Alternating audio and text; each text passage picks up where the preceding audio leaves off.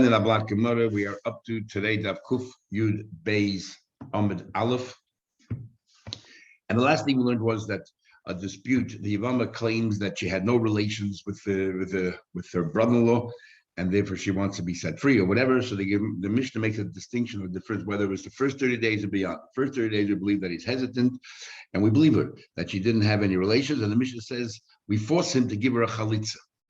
And the Gemara is going to wonder why we don't force him to get married to her. Why he'd have to chalitza? And but if it's after the 30 days, then we don't believe her anymore. Surely, if he lived together with a woman for 30 days, they got to know each other well enough, they would have had relations. If he claims that he did, and we believe him rather than her, and therefore, but she claims that he didn't, so therefore she claims that we're not married. So we ask him a favor, give her chalitza, humor her and give her a chalitza. Okay, so we're up to the Gemara on top of the page. Ask the Gemara a question. Within 30 days, we don't believe him, and therefore we force him to give her a chalitza. Why don't we force him to marry her?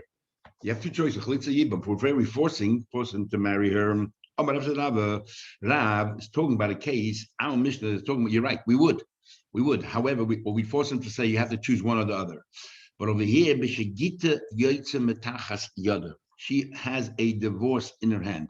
So therefore, we're assuming if she has a divorce in her hand, that means they did live together, and the get basically. So now the husband and wife, and the get ends that. However, because she claims that she didn't have any relations, therefore, and we believe her, so we force him to have chalitza. The get ends if there was any beer. So now we just have to give it, but according to her, we believe her, so therefore we do need chalitza. We need chalitza, yeah. And also we learned before that once you give a get to a Yevama, even though you didn't live together, you can no longer live together. The only option left is chalitza. Okay, so you gave her a get, which means, let's say, even if they had no relations whatsoever, once you have a get, you cannot anymore live together. So therefore, what you have to do is chalitza. Ask him a question. You want to say so by the get? Maybe that's a question. My Bryce says that Yevama, what your sister-in-law, she said within 30 days, I had no relations, which we believe her. We don't care what he says. What he says, I did. Again, the Bryce says we only force him to do chalitza. So you're going to tell me he's talking about he gave her a divorce, even though they didn't live together after a week. He gave her a divorce, which means he bans or he precludes her from ever marrying him. Okay, the only option is chalitza. Fine. After 30 days, we don't believe her. We ask him a favor. Look, okay, we believe you live together, but since she's not on with you because she claims that you guys have no relations, so then give her do us a favor and give her a chalitza. Give her chalitza. Okay. Because by her it's called Shavya Nafsha Chaticha de Yisura. She's saying that we have nothing to do with each other, so therefore I can no longer live with you. So therefore, give her a chalitza. And we ask, now, what happened? What happened? She says, Niv Alti, after 30 days, she said, yes, we had relations. She said another way around. She said, yes, we did have relations, right? And we believe that 30 days you did. He said, we did not. So again, this time we'll believe her because after they believe him, how did the Yaitzi beget? In this case here, we believe that they had relations, and the only way they can end this relationship is with a get, because we believe they live together. He says, yes, we did have a relation. She said, no, we did not. After 30 days, which means we believe him. But then afterwards, then he turns around and he says, yes, you're right. We never had any relations whatsoever. In this case, tzricha get the chalitza. In order to end this, you need a get, because first, initially he said we had relations, plus we believe that it did. So you need a get to end the marriage. But since she claims he did not have a relationship, therefore, as far as she's concerned, she cannot marry anybody in the whole world, because she said, I didn't have my release yet. Her release would have been a chalitza. So therefore, she put herself in a situation, in this invidious position. She doesn't live with him, but she can't live with anybody else. So therefore, we ask him to give her chalitza. But what do you from here? The fact that you say that you have to give a get means she does not have a get yet in her hand. No, if she doesn't have a get yet in her hand, how come it says here within 30 days we believe her, there's no relations, and we force him to give chalitza? Why don't you force him and say either give him or chalitza? And don't tell me a story about they had a get, because it says right here, tzricha get at the end. That in other words, you didn't have a get yet. We have two answers to the Gemara. Amar Abami says you misunderstood the Braisa tzricha chalitza in gitter. When it says you need to get chalitza, not that you have to give her a new get. The get you issued in the beginning, that's the only reason why we're not going to force to go ahead and marry. So the get that you gave initially, plus now you have to give an additional chalitza because she claims that she didn't have any relations, and therefore you have to give her a chalitza as well. So Rashi says, Hasam, no, there's two kinds of gittin. Hasam get was zigosle. There, in the beginning, we talk about within 30 days, and we said that there was a get. What was the get? They didn't live together. They gave her a get to say we're not going to, we're never going to get married together, and here's a get, which with the Rabbanan we say means that you have no intention of building up a house, and therefore the only option is chalitza. Now, after 30 days, we believe that you did have relations. So now we need a new divorce. This divorce is not to end the zika. This divorce is to end the marriage. This is the get for the marriage. Two different getting, not a problem. And then we see Hanush Neim. There was this case of a story that happened. There were these two people, Maidim, that she said that we did not have any relations after 30 days. And the Yavam says we did. And then he changed his mind and he agreed to her, yes, we did not have any relations, which means you have to give chalitza. But initially he said we did have, and therefore there's no more chalitza with McMahon wife. Came before Rabbi, Rabbi said, Chalutza, just give her chalitza, v'shadal tigra, and end this matter. And just give her chalitza. She claimed they didn't have anything, give her chalitza. Only get her chalitza. In this case, even though the guy changed his mind and agreed with her that we had nothing to do with each other, why are you telling only chalitza? We learned that after 30 days, too late. We don't believe him. We think we were definitely convinced that they had some relations and you need a divorce. Rabbi said, you're right. Tanya. No, it's a state. If it's a price like that, there's a price. So Kufyu Beis Amidalo, about 15 lines on top of the page. And we're talking about that within the first 30 days, if she says we had no relations, we believe her, because maybe, it's a bit embarrassing. But after 30 days, they lived together, definitely they had relations completely. And therefore, we don't believe her, believe him. However, since she claimed that they had no relations, that means she cannot marry anybody in the world. She didn't have Yibum. So therefore, we ask him a favor, even though we know that you got married and she's free, but she says, no, so do her a favor and give her chalitz. Who was the son of Nachman, asked Nachman a question. So what would it be with the co-wife? Let's say the Yavam said, okay, I'll marry the Yavama. As soon as he said that, the co-wife was set free. And then what happened was 3-4 weeks later, the Yevama says, we never lived together. And we say that with what happens now to the co-wife? The co-wife said, well, they never lived together, never consummated it, so therefore you're not really free, go back. You also need some release or not. To us, because they have these issues, and we force them to give chalitza, we ask him, within 30 days, we force it. After 30 days, we ask him. Therefore, she should become asa. It has no reflection on her. The moment that they said they'll get married, as far as we're concerned, as far as the tzara is concerned, they got married, and therefore she is free. Because the Chazakah tells us that definitely as soon as they got together, they really had relations. But because they're having a dispute right now, it doesn't have any bearing on the tzara. Okay, then we had the mission of if she makes a vow, we made a whole difference here. We said if she made a vow from her brother-in-law, if she did it while the husband's alive, but she did not anticipate at all that one day she'll end up with a brother-in-law, then it was a genuine neder, then even afterwards they cannot live together, he has to give her chalitza. But if she made the neder after her husband died, she didn't want to fall in the hands of her brother-in-law, she made neder, I don't have anything to do with you, then technically it's her problem. Why he wants to marry her? She made a problem. It's her problem. So then we ask him a favor. You know what? Give her chalitza. Give her chalitza.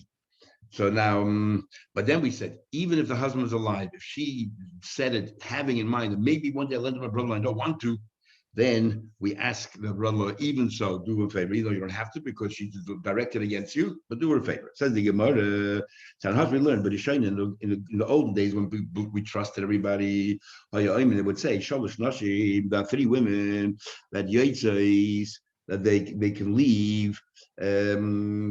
We trust them. In other words, there's no ulterior motive. It's not trying to get out of a marriage. Because if they come up a story trying to get out of marriage, and let's say they get divorced, they forfeit the ksuba. But in these cases, we trust them, and therefore they're entitled to the ksuba. This is the end of the Durham. The Gemara talks about when we trust them, we don't trust them. Do we say that maybe they met somebody else and they're trying to get out of this marriage? So why should the husband have to pay out the ksuba? Or is generally there are issues between them? So these are the 3 cases. If she says to her husband who's a kohen, to man, I was raped. I was raped. It's not her fault at all, but the law says that he cannot live anymore with a kohen. So he has to divorce her, and she does not forfeit a ksuba. Number one. Case number two. Hashemayim, only the heaven can be our witness that Beini Beincha. Only the heaven can be a witness that me and you we're married, but we have no marital relations. There's no way that she can have Adim or anything else. And therefore, we trust her, and he gives her a ksuba. The third one is the Tulanim and Yehudim. I'm having great pain, for example, when we have this intimacy, and it's really hurting me. And therefore, I make a neder right now. I don't plan to get married to anybody, to any Jew in the world. In other words, don't think that I'm trying to wiggle my way out of you to get to somebody else, because I'm not going to get married. I'm not going to have any relation with anybody else. And therefore, she has no choice. You divorce her and you give her her ksuba. But after a while, they started to see that people were using these as a ruse to get out of the marriage. And after suddenly she became well. Later on, they said, we don't want to use this as an easy way of getting out of marriage, getting a ksuba, and so on. So they decided to make it a bit harder. Ella, she said was raped. Bring some kind of evidence, something that proved that there was some rape that took place.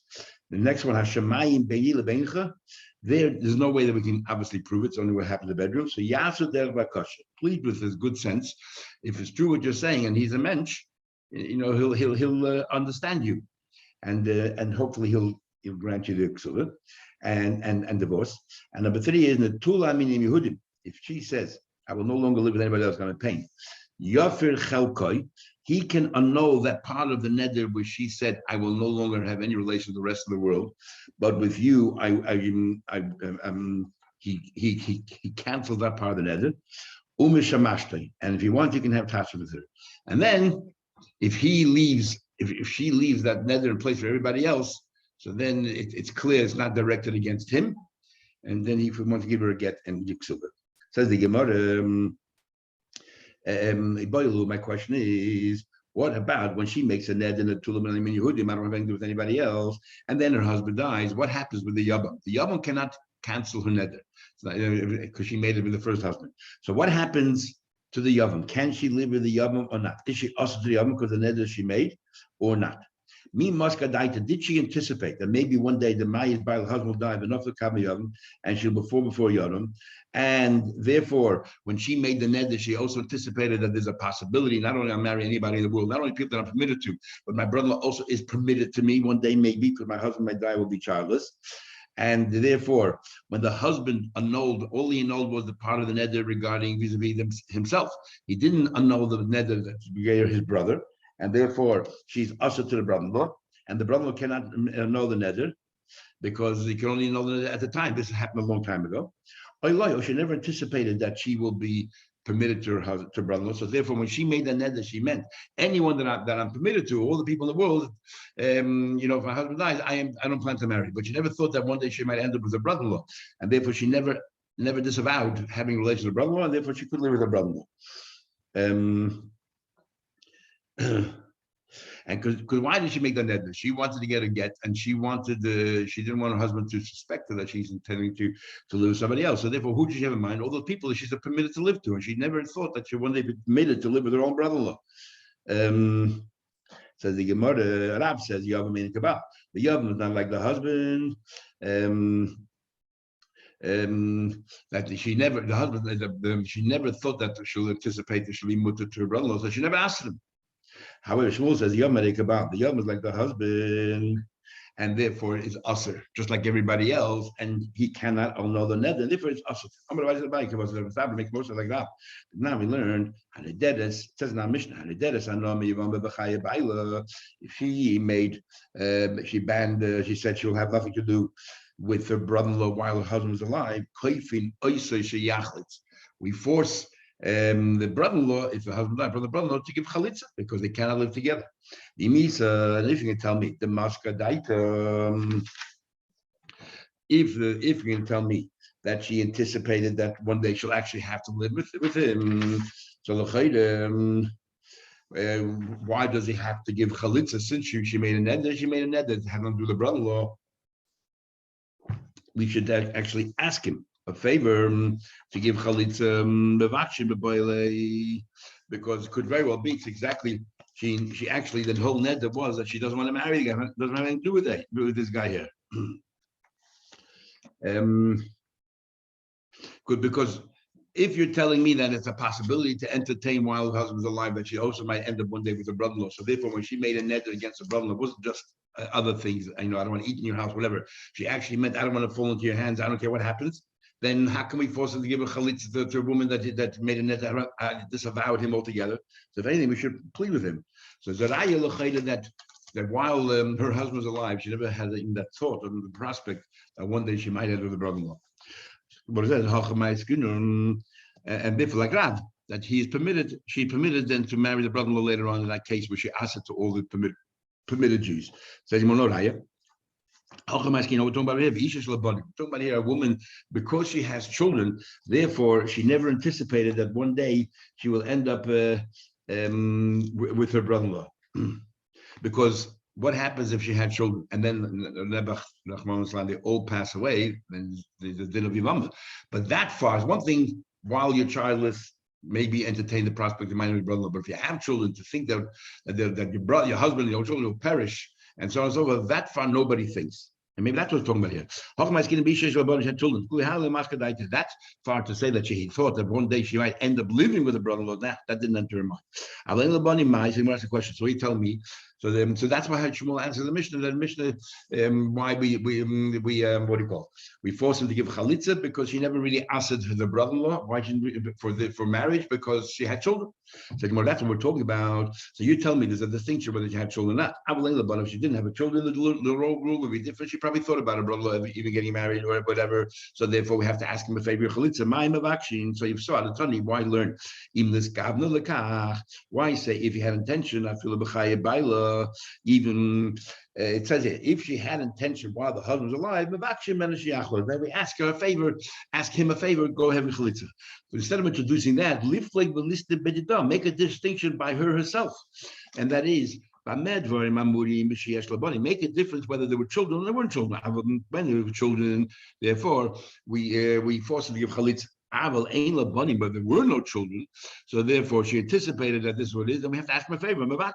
Why Mishnah doesn't delineate that? Because it makes no difference. We're children, and like Rav is correct. While her husband was alive, she didn't even entertain the idea that maybe her husband will die predeceased her without no children, and one day she'll have a brother-in-law. Therefore, the neder was never meant for the brother-in-law.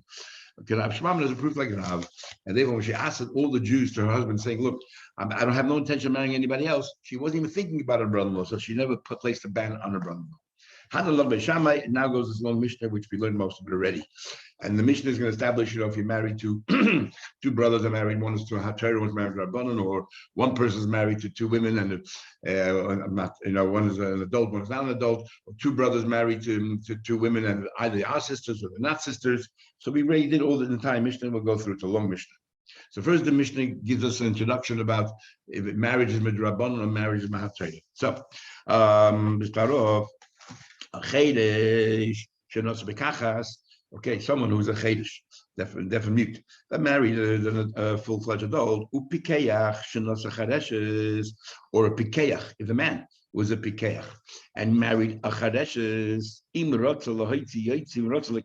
they can stay married, or they can divorce. Married will be married midrabban. And why? How could they divorce? Because kashem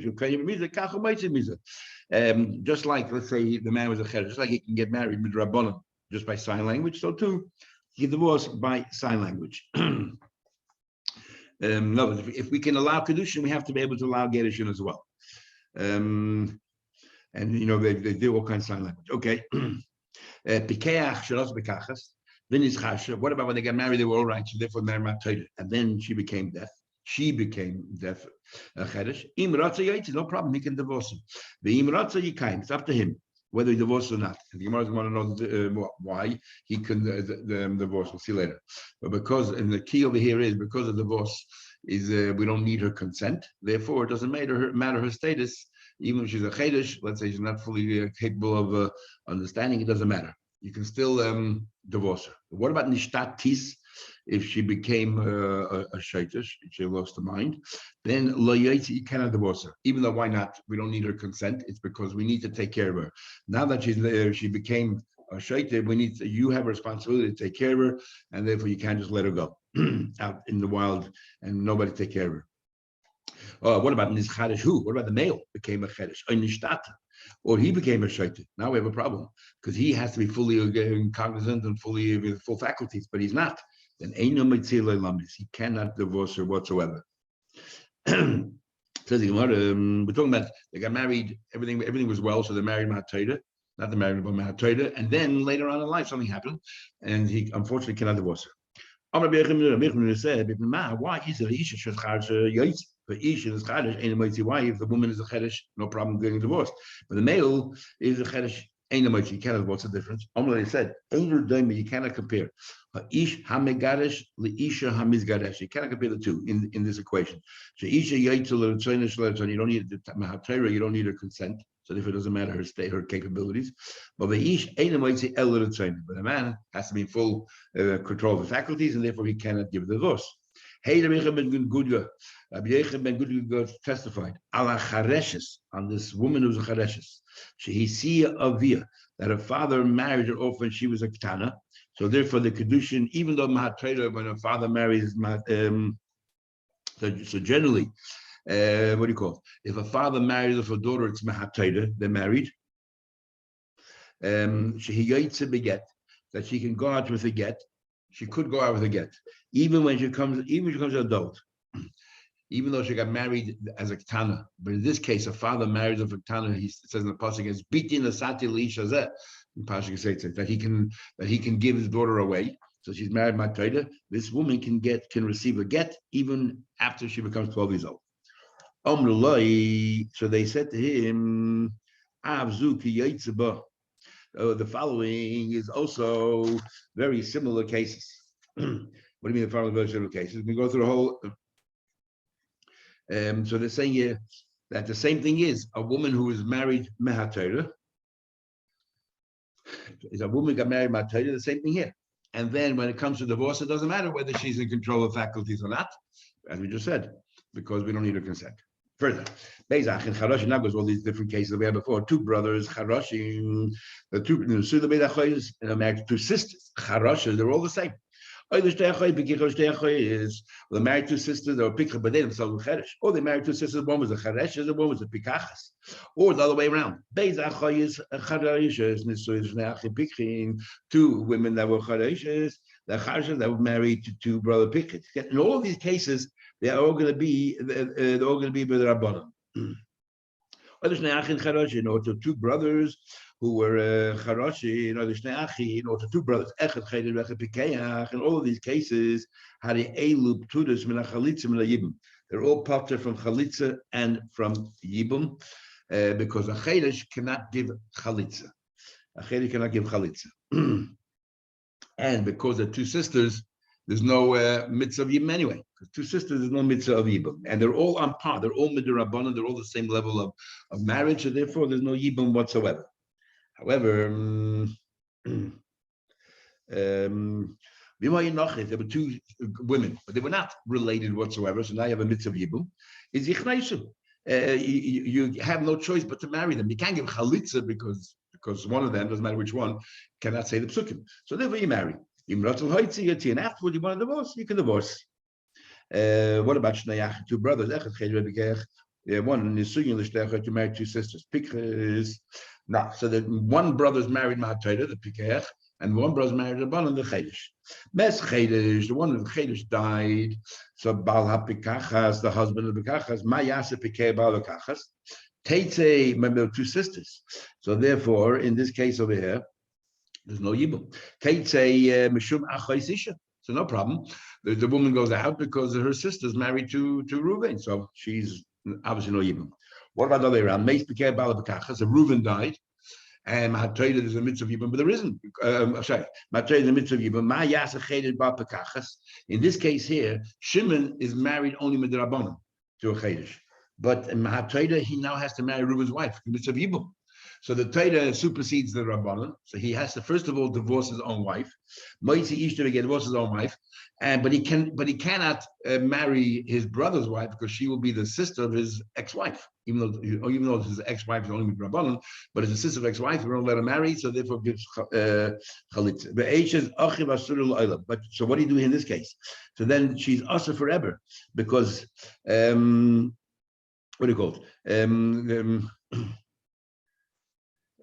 So therefore, so on the one hand, she's not a chayis isha, because the sister was she was never, the Torah never recognized as his wife. So therefore, she what do you call it? He has to give her a get. The age is achi basur al and he can't marry either. He cannot marry. She cannot get released. Why? Because Mahatayra, she has to marry her brother-in-law. And because he is a chaydish, he cannot do chalitza. He's stymied because he cannot speak. So the only alternative he has was Reuben. Reuben was a pikech, and Shimon was a chaydish. As a chaydish, he cannot give chalitza to Reuben's wife. All he can do is marry her, but he can't marry her because with Rabbanon, it's a sister of his ex-wife. So therefore, she's stuck. What about Shnei Achim? Two brothers, Pikhin, both of them were Pikhin. The students that way they were married to sisters. Achel, one Chedesh, one Pikech. Base Pikech, Bal Chedesh. Let's say Shimon was married to a Chedesh, so he's only married to Rabbanan, and if he died, no problem. So Reuben can either marry or give chalitza. My Yasa Pikech, Bal Pikech, takes him Shavachai Sisha. Sorry, you don't have to give anything because two sisters. We're talking about a case. Sorry, two sisters, and if she goes scot free. But what about Meis Pikeh Bal V'Kacha? Shimon was married to a Chedesh, only with Rabbanan. Reuben was married to Matayra. So now that Reuben died, Shimon has to marry Reuben's wife. But on the other hand, he's Rabbanan married to Reuben's wife's sister. So what do you do is Maya has to Pikeh Bal Chedesh. He first has to divorce his own wife because now he's living with a woman who's a sister of someone that Torah says you have to you're bonded with. So he has to divorce his own wife. But now what does he do with Reuben's wife? He cannot marry her because it will be the sister of his ex-wife. But he could give her chalitza because he's a pekech. They say he's a chalitza. What about Shnei two brothers? Echad chedesh ve'echad pekech. Two brothers. One was a chedesh, one was a pekech. Two sisters. Achas chedesh ve'apekech. So Reuben was married to his wife Leah. Everybody was full control of faculties. And Shimon was a chedesh, and his wife was a chedesh. Were married midrabban. So let's see what happens. Shimon dies. What does Reuben do? He does nothing because Shimon's wife is the sister of Reuben's wife. No problem. So she's free. She goes out because the sister of the wife. What about Reuben dies? So Reuben was married to his wife Leah Mahatayla, and now Mahatayla she has to marry Shimon. But Shimon is married to his sister. He has to divorce his own wife because Shimon's wife is the sister of Reuben's wife, even though he's only married to her midrabbanon. But what has happened to Reuben's wife? She cannot get chalitza because Shimon himself is a chayt. She cannot give chalitza, he cannot issue chalitza, he cannot say the psukim. But nor can he marry her because it's the sister of his ex-wife. She's also forever. Two brothers, two brothers, one was a married to two women, but they were not related. Pickers, they were both intelligent. So Reuben was a pikeach and Shimon was a chedesh, but the women were intelligent. So Meis Chedva Pekachas, if Shimon was married, if Shimon was the chedesh married to the Pekachas, he's only married to Rabbanan, and he died. Masa Pekeh. What does Reuben do? No problem. She's free because the sister. She's not the sister of anything. So Reuben either marries gives chalitza as an option. No problem. What about Meis Pekeh Babakach? If Reuben died, some Hatayda now she's bound to Shimon. Again, no problem. But Shimon cannot give chalitza. So he only has one choice. He has to marry her, and then if he wants, he can divorce her. He marries her. But he cannot give a divorce to her because he's a chedesh. And we learned before the Mishnah that a male chedesh cannot give a divorce. He has to be full control of his faculties. What about Shnei Achim Pikhin? Two brothers, both of them are Pikhin, Reuben and Shimon. They're both married to two unrelated women. Achas Pikachas, Vachas Chedesh. These are all the counterparts of the previous cases, but before they were sisters, and now they're not. They're unrelated. So Reuben was married to Pikachas, married Mahatayda. Shimon was married to Chedesh, married Midrabban. Meis Pikeh Bachlet Shimon passes away, no problem. Reuben married. Mayasa Pikeh, what to do? Baal Pikachas, Kainis, he marries her. He cannot give her a chalitza because she is a charesha, she can't say the psukim. Kaini marries. It's up to him. He wants to divorce the boss. What about the other way around? Meis Pikeh Baal Pikachas. What about Reuben? passes away, who was married Ma'atayra. Now his wife is bound to Shimon. And Shimon is an intelligent person, full control. What does he do? He has a choice. Either give chalitza or does he? What about Shnei two brothers? Two brothers. One of them had this shortcoming that he was a chedesh. So you have Reuben, who's a peker, Shimon is a chedesh. And soon they married to two unrelated women. So Reuben was married to someone Ma'atayra, Pikachas, and Shimon the chedesh was married to a chedesh, only married Rabbanan. And then what happened if Shimon died? Meis chedesh bal chedesh. Shimon dies. So now Reuben has again no choice. He cannot give chalitza to Shimon's wife, because she's a chareshes, so he marries her. My yasa to get about and we not later he can give her the divorce because it doesn't matter that she is a chareshes. But Meis became a rachav. Reuben dies. Now he bound to Shimon Mahatayra. Shimon cannot give chalitza at all, and all he can do is marry her, but he can no longer give her a get. My yasa chedet bal chareshes koines beina mitzvah. He marries her, but he cannot give her a get. It's a very interesting chakira. We'll talk about the end of the Gemara. If the woman in this situation, she's stuck with her brother, the woman says, "You know what? I have absolutely no interest in ever marrying anybody else." Is this still a mitzvah yibum? Is the whole mitzvah yibum merely to release her, either to him or to others, or there is a mitzvah regardless? In this case here, let's say she doesn't want to live with her brother-in-law who's a chereshes, and she'll be also to the whole world. Is it still an Indian for him to marry her, or he say, look, if he has no interest in getting married, the whole yibum falls off? Anyway, we'll talk about it at the end of the Masechta. Amar Rav Chama said, why is by chedesh? Let's understand in the Mishnah. We said Tekin Rabban Nesuyin. We said that not they can get married and mid Rabban. It says right. It says you need chalitza, which means why you need chalitza? Because it's like a get. It's marriage, everything else, even though they're not in full control of faculties. And yet, why by shaita don't we do that? We say by a shaita, his wife doesn't require chalitza, even they're not married. What's the difference? Like Rabbanon saying, why is it by shaita we don't have institute? There's a marriage at least with the Rabbanon. The time we learn shaita v'katan shenosu. Noshim, if a shaita got married, the mace they died, and it's saying their wife too does with a chalitza, even they don't have to go chalitza, even they're exempt totally. So why if they're both only married the Rabbanon, how come by what do you call it? By chedesh we said yes, even chalitza, all those dinim, and not by shaita? What's the difference? So my answer is chedesh, the chedesh, the kaima chedesh, the kanta rabbanon, that they can live together happily, even though they have, let's say, some shortcomings. They definitely can, and they have challenges. Nevertheless, they can live together happy, and especially if, let's say, the man is a bekeach or she's a bekachas, they can live so happy. So therefore, the Chacham said, we're going to make this work.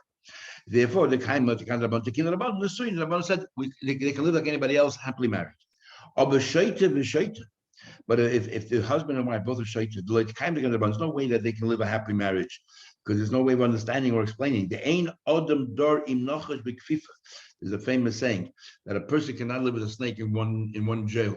Since they both have very challenged, and it's very difficult to get them on the same plane.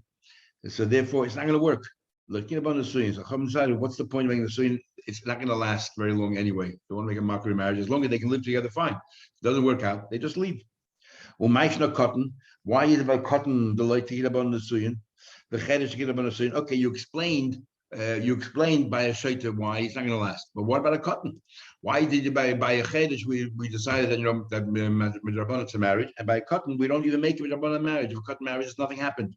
Why not? So more explains. By a chedesh, this is the way they're going to be the rest of their lives. So we want to make their lives as comfortable and as convenient as possible. So we allow them the institution of marriage. To kinyan abon cotton, be patient, wait till you become mature and more an adult, and then get married properly. One day you'll be able to settle down and marry properly and be more mature. Why would we have the institution of marriage when you're under bar mitzvah? Wait till you get it right and you understand the ways of the world. Okay, so going further, what about a young girl? The asik klal. So how come you're telling me that by a cotton we'll wait till bar mitzvah? So why by Tanya we said before the siblings, the mother can marry off with the rabbanon? Why don't we do the same thing there? Wait till she becomes bar mitzvah. Why make a special institution of marriage for a young, immature girl? By Tanya, a young girl, the asik klal. One day she'll become bar mitzvah, but they get a and the rabbanon institute the concept of marriage. So one answers, you know why? Because a lone girl, if she's not provided for, who knows where she'll end up. We're concerned about the welfare of this young girl, who's going to take care of her, and who knows, people might take advantage of her. So therefore, instead of letting people take advantage of her, if she will come into a relationship through a marriage, then whoever it is will respect her and take good care of her. So that's why we made an institution of marriage for a young girl. So if the whole marriage is Rabbanan, we have a Kana the Rabbanan, and we have by Cheresh Rabbanan. So why is it by Kana? Come the age of 12, she can walk out. We allow her to walk out. By Cheresh, we say if it doesn't work out, you got to go through the whole process of a divorce. If the whole Kedusha is Rabbanan, then say if it doesn't work out for a number of years, you could just walk out. Gemara says, you know why? Very simply. The im came because by chareshes we don't have the institution of a get. Mimani v'lein nazbelu. Nobody's ever going to marry a chareshes because she's going to be a charesha the rest of her life. And therefore, if any day she gets angry, she can just walk out. Why would you invest all this time and effort and all this love in a woman that you have no guarantee she's going to hang around tomorrow? You can just walk out. There's nothing to restrain her whatsoever, nothing to, because the very fact that you need to divorce, it's a whole procedure. People calm down. By the time you're ready to get to divorce, hopefully, you realize that it could work out. You just got to put more effort in. But me and just walk right out. But by a ketana, it's only short term. Hang in there a year or two till she's 12 years old, and then the marriage turns into a full blossom marriage. So therefore, a full bloom marriage. So therefore, by ketana, we say that people are prepared to invest the time. She's a very nice girl, comes from a good family. So for 2 years or so, you're worried. So you'll take extra care, make sure everything works out all right. And you'll do your best you can to make sure that the marriage lasts. There's something to look forward to. By Chedesh, there's nothing to look forward to. Okay, we'll stop over here. I'll continue tomorrow. Thank you. Thank you. Yeah.